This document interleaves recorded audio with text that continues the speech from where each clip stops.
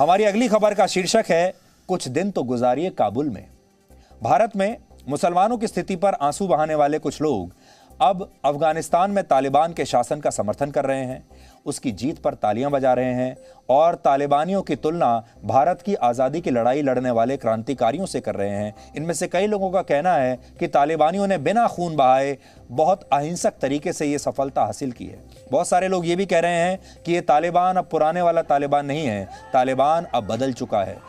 अंदर ही अंदर बहुत सारे लोग बहुत खुश हैं इस पूरे घटनाक्रम पर, और बहुत सारे लोग ऐसे भी हैं जो अंदर ही अंदर एक सॉफ्ट कॉर्नर पाले हुए हैं, जो खुलकर तालिबान की आलोचना नहीं करना चाहते, जो उन्हें आतंकवादी नहीं मानते। रशिया ने तो यहां तक कह दिया है कि तालिबान के आने के बाद से काबुल पहले से ज्यादा सुरक्षित हो गया है, और हमारे अपने देश के टुकड़े टुकड़े गैंग के बहुत सारे लोग, बहुत सारे लिबरल्स, बहुत सारे बुद्धिजीवियों को भी यही लगता है कि अफगानिस्तान की असली आजादी तो अब आई है। और ये लोग पाकिस्तान के प्रधानमंत्री इमरान खान की तर्ज पर ये कह रहे हैं कि तालिबान ने गुलामी की बेड़ियां तोड़ने का काम किया है, यानी तालिबान ने अफगानिस्तान को आज़ाद करा दिया है, ये मानना है इमरान खान का।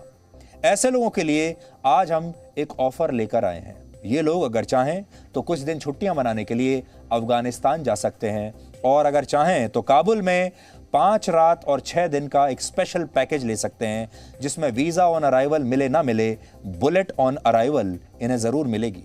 लेकिन इस ऑफर की डिटेल्स जानने से पहले आप पाकिस्तान के प्रधानमंत्री इमरान खान का वो बयान जरूर सुनिए जिसमें उन्होंने तालिबानियों को गुलामी की बेड़ियां तोड़ने वाला बताया है। और इसी बयान के बाद हमारे भी अपने देश में कुछ लोग ऐसे हैं जो अभी खुलकर तो आपके सामने नहीं आ रहे, अगर आप खुलकर बातचीत करेंगे तो मानेंगे नहीं, लेकिन ये अंदर ही अंदर बहुत खुश हैं। जब आप किसी का कल्चर ले लेते हैं तो वो क्या आप करते हैं? आप बेसिकली ये कह रहे हैं कि वो कल्चर हमारे से ज़्यादा ऊंचा है। आप एक मुख्तलिफ कल्चर के गुलाम बन जाते हैं। जब आप ज़हनी गुलाम बनते हैं तो ये याद रखें, असल गुलामी से ज़्यादा बुरी ज़हनी गुलामी है। ज़हनी गुलामी की जंजीरें तोड़ना ज़्यादा मुश्किल होता है। जो अभी अफगानिस्तान में गुलामी की जंजीरें तो तोड़ दी उन्होंने, लेकिन जो ज़हनी गुलामी की जंजीरें वो नहीं टूटती। वो जो कपड़े पहनते हैं आपको वो पहनने पड़ते हैं, उनके सारे फैशन आपको अपनाने पड़ते हैं, क्योंकि आप समझते हैं वो बेहतर है आपसे। और कभी भी एक गुलाम बड़े काम नहीं कर सकता। इसी तरह का बयान भारत में बैठे कुछ लोग भी दे रहे हैं, और इसमें कुछ बड़े लोग भी हैं, जिम्मेदार लोग भी हैं, और तालिबानियों की तुलना क्रांतिकारियों से कर रहे हैं। समाजवादी पार्टी के एक सांसद शफीकुर रहमान बर्क ने कहा है कि तालिबान वैसे ही लड़ा है जैसे हमारे देश के क्रांतिकारी आजादी के लिए अंग्रेजों से लड़े थे। आप सुनिए। तो इससे ही देखते हैं कि हमारा देश जब अंग्रेजों के कब्जे में तो सारा हिंदुस्तान आज़ादी के लिए लड़ रहा था। अब वहाँ का भी, अब अमेरिका ने कब्जा कर रखा, पहले रशिया में था, फिर जगह जगह उनका भी कब्जा, वो भी आज़ाद रहना चाहते, अपने देश को आज़ाद कराना चाहते। ये तो उनका पर्सनल मामला है, इसमें हम क्या दखल देंगे? नहीं, जैसे ये एक चल रहा है पूरे 2 दिन से कि तो कट्टरपंथी सोच है वो भाई, वो अपने देश को आज़ाद करने के लिए तालिबान के ज़रिए से, और तालिबान एक ताकत है, और वो उसने अमेरिका को पाँव नहीं जमने दिए, रशिया के नहीं जमने दिए। जब भी कोई किसी तो बहरहाल वो अपने देश को खुद चलाना चाहते हैं, अपने तौर पर चलाना चाहते हैं। तो ऐसा नहीं है कि इन सांसद महोदय के दिल के अंदर ही ऐसी बात है। हमारे देश में बहुत सारे ऐसे लोग हैं जिनके असल में मन की बात, दिल की बात यही है, और वो तालिबान के प्रति बहुत हमदर्दी रखते हैं। इसीलिए आज हम आपसे ये कह रहे हैं कि वो सारे लोग जिन्हें ये लगता है कि भारत में लोकतंत्र खतरे में है, जिन्हें लगता है कि भारत में आज़ादी खतरे में है, जिन्हें लगता है कि भारत का संविधान खतरे में है, जिन्हें लगता है कि भारत में धार्मिक आज़ादी नहीं है, तो उन्हें हम ये बताना चाहते हैं, भारत में 20 करोड़ से ज़्यादा मुसलमान रहते हैं। पूरी दुनिया में आबादी के मामले में भारत में दूसरी सबसे बड़ी मुस्लिम आबादी है, और अफगानिस्तान में लगभग 4 करोड़ मुसलमान रहते हैं। लेकिन आज हम इन सारे लोगों से जो तालिबान के प्रति बहुत सॉफ्ट कॉर्नर रखते हैं, उनसे कहना चाहेंगे कि कुछ दिन तो बिताइए काबुल में। आप चाहें तो कुछ दिन काबुल में गुजार सकते हैं। इन लोगों को इस दौरान काबुल में बहुत सारी एडवेंचर एक्टिविटीज़, एडवेंचर स्पोर्ट्स का मौका मिलेगा। ये लोग चाहें तो इस दौरान उड़ान भरते हुए विमानों से लटक सकते हैं, एयरपोर्ट में अंदर घुसने के लिए रोप क्लाइंबिंग कर सकते हैं, तालिबान लड़ाकों के साथ बच्चों के थीम पार्क में झूले झूल सकते हैं, बम्पिंग कार्स चला सकते हैं, हिंदू कुश के उन पहाड़ों पर ट्रैकिंग के लिए जा सकते हैं जहां तालिबान अल्पसंख्यकों का खून बहाता आया है और जहां आज भी तालिबानियों का कब्जा है। काबुल में इन दिनों बुरके और हिजाब की दुकानों पर बहुत भीड़ लगी हुई है, क्योंकि तालिबान के आते ही वहां की महिलाओं के लिए बुरका अब अनिवार्य कर दिया गया है। ये लोग चाहें तो काबुल जाकर इन दुकानों से शॉपिंग भी कर सकते हैं।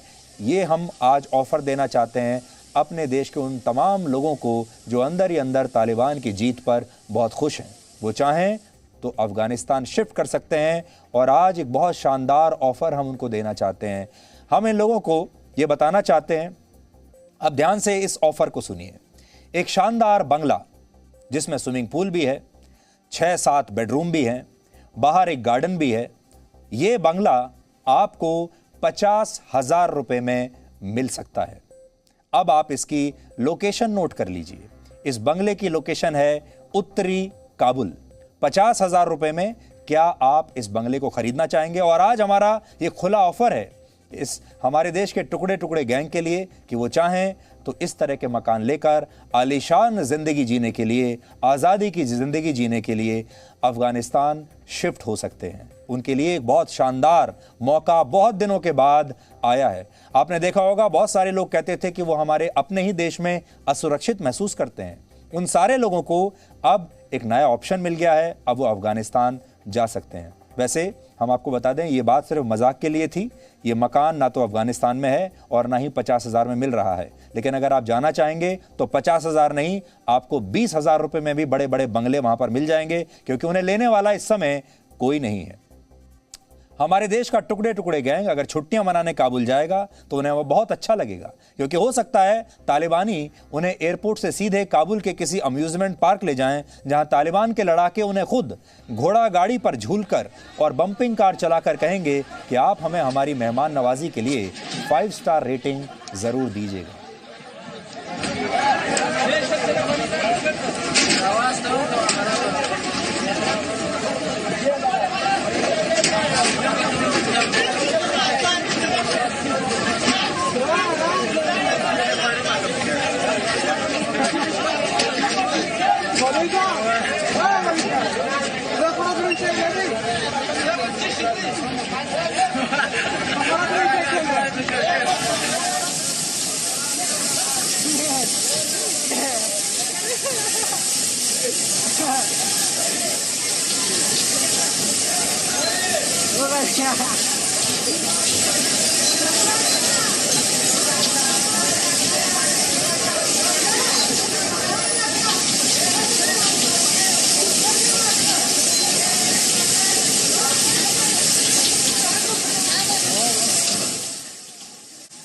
तो तालिबान ने जब बच्चों के अम्यूजमेंट पार्क्स पर कब्जा कर लिया तो आप देख सकते हैं कि वो क्या कर रहे थे बच्चों के अम्यूजमेंट पार्क में। और अब आप खुद सोचिए, ये तालिबान के लड़ाके हैं, इनमें और छोटे छोटे बच्चों में क्या फ़र्क है? इनकी सोच में और छोटे बच्चों की जो इमेच्योर सोच होती है उसमें क्या फ़र्क है? और ये तालिबानी जब प्रशासन चलाएंगे, जब ये सत्ता में आ जाएंगे, जब इन्हीं में से लोग मंत्री बनेंगे, इन्हीं में से लोग पुलिस कमिश्नर बनेंगे, तो वो लोग क्या करेंगे, कैसे अपना शासन चलाएंगे, उसकी एक झलक आज आप देख सकते हैं। अफगानिस्तान कैसे हाथों में है आप देखिए।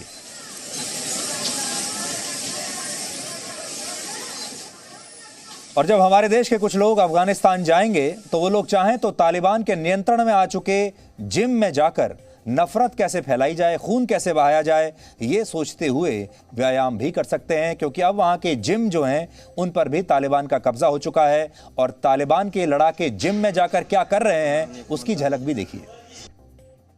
कंधार एयरपोर्ट नामनी कमंदानी एकेडमी हेडक्वार्टर राजकीय।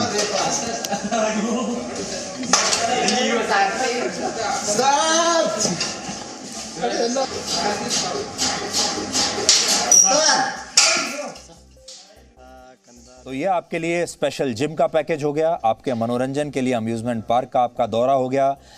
जब आप हवाई अड्डे पर पहुंचेंगे वहां एडवेंचर स्पोर्ट्स आपके हो गए। इसके बाद ये लोग अफगानिस्तान के राष्ट्रपति भवन में तालिबानियों के साथ बैठकर शानदार डिनर भी खा सकते हैं और उनसे खूनी क्रांति की कहानियां भी सुन सकते हैं, क्योंकि जब राष्ट्रपति के महल पर इन्होंने कब्जा किया तब इन्होंने क्या किया था वो भी देख लीजिए।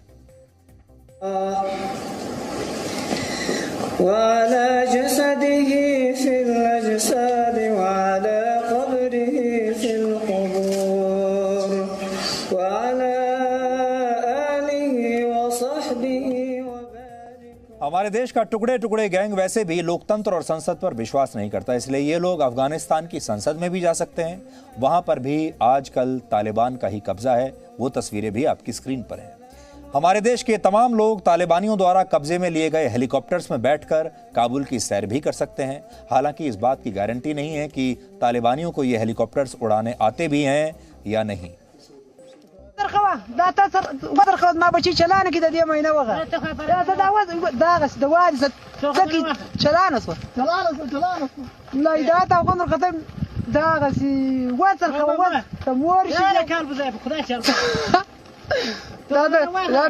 الولايات كده سرخه بس غليمات يرتوي ده يا فيلم بارده واغز ما نزيد والوقت ये सारी तस्वीरें दिखाकर हम आपको आज ये बताना चाहते हैं कि किस तरह के लोगों का अफगानिस्तान पर कब्जा है और ये लोग जब अपनी सरकार बनाएंगे, ऐसे ही लोग जब बड़े बड़े पदों पर बैठेंगे, बड़ी बड़ी कुर्सियों पर बैठेंगे, तो ये कैसे अफगानिस्तान को चलाने वाले हैं। आज आपको इसका अंदाज़ा होना चाहिए। दुनिया भर के जो बड़े बड़े नेता हैं, बड़े बड़े देश हैं, उन्हें भी अंदाज़ा हो जाना चाहिए कि आगे चलकर अगर उन्हें अफगानिस्तान के साथ कोई संबंध बनाने हैं तो उन्हें कैसे लोगों के साथ बातचीत करनी पड़ेगी। हमारे देश के और दुनिया भर के जो बड़े बड़े डिप्लोमैट्स हैं, उन्हें कैसे लोगों के साथ डिप्लोमेसी करनी है, कैसे लोगों के साथ अंतर्राष्ट्रीय राजनीति के बारे में बातचीत करनी है, उन्हें आज उसकी एक झलक ज़रूर मिलनी चाहिए। अब आप सोच सकते हैं कि अफगानिस्तान के लोगों का क्या भविष्य है। वैसे इस सब के अलावा अफगानिस्तान से कुछ और अपडेट्स भी हमारे पास हैं। आज वहां के उपराष्ट्रपति अमरुल्लाह सालेह ने एक बहुत बड़ा ऐलान किया है। अमरुल्लाह सालेह ने खुद को अफगानिस्तान का केयर टेकर प्रेसिडेंट यानी अंतरिम राष्ट्रपति घोषित कर दिया है। उन्होंने कुछ देर पहले एक ट्वीट करके लिखा है कि अफगानिस्तान के संविधान के मुताबिक आपातकाल के समय या जब राष्ट्रपति मौजूद नहीं होता या फिर राष्ट्रपति की हत्या हो जाती है या वो मारा जाता है या किसी भी कारण से राष्ट्रपति अब अगर नहीं रहता, एक्टिव नहीं रहता है, तो फिर राष्ट्रपति की जगह उपराष्ट्रपति ले लेता है और उपराष्ट्रपति को जो है वो इंटरिम प्रेसिडेंट बनाया जाता है। ऐसा अफगानिस्तान के संविधान में लिखा है। इसलिए अब वही कानूनी रूप से नए राष्ट्रपति हैं। उन्होंने कहा है कि अब वही अफगानिस्तान के नए राष्ट्रपति हैं। वो अपने देश में ही मौजूद हैं और वो सभी पक्षों से लगातार बात कर रहे हैं। उन्होंने दुनिया भर के नेताओं से मदद की अपील की और कहा है कि वो उनकी मदद करें। अब बड़ी बात यह है कि दुनिया भर के जो देश हैं वो किसकी बात मानेंगे? वो अफगानिस्तान के संविधान में जो लिखा है वो मानेंगे या बंदूक के दम पर जो तालिबान वहां पर आया है अब उससे बातचीत करेंगे? और अगर वो तालिबान से बातचीत करने के लिए तैयार हैं ये सारे देश, तो फिर लोकतंत्र की बात करना बहुत बड़ी बेईमानी है। इसी बीच भारत ने भी काबुल में अपने दूतावास में फंसे ज्यादातर कर्मचारियों को आज बाहर निकाल लिया। आज इंडियन एयरफोर्स का एक विमान इन सभी लोगों को लेकर भारत पहुंचा और बचाए गए लोगों में अफगानिस्तान में भारत के राजदूत भी शामिल थे। वो सारी तस्वीरें आप देख सकते हैं। अफगानिस्तान के हालात पर आज प्रधानमंत्री नरेंद्र मोदी ने भी एक बहुत अहम बैठक की है। उन्होंने कैबिनेट कमेटी ऑन सिक्योरिटी की एक बहुत अहम बैठक बुलाई, जिसमें देश के गृह मंत्री अमित शाह और राष्ट्रीय सुरक्षा सलाहकार अजीत डोवल भी शामिल थे। और इस बैठक में अफगानिस्तान में फंसे भारतीयों को सुरक्षित बाहर निकालने पर चर्चा हुई है और अफगानिस्तान में जो ताज़ा हालात हैं उन पर भी चर्चा हुई है। इन ताज़ा हालात पर भारत को क्या करना चाहिए, भारत का अगला कदम क्या होना चाहिए? क्या भारत को तालिबान से बातचीत करनी चाहिए या तालिबान का विरोध करना चाहिए? अफगानिस्तान में भारत की क्या भूमिका हो सकती है, इस पर लगातार इस समय चर्चा हो रही है और प्रधानमंत्री मोदी लगातार ताज़ा अपडेट्स ले रहे हैं।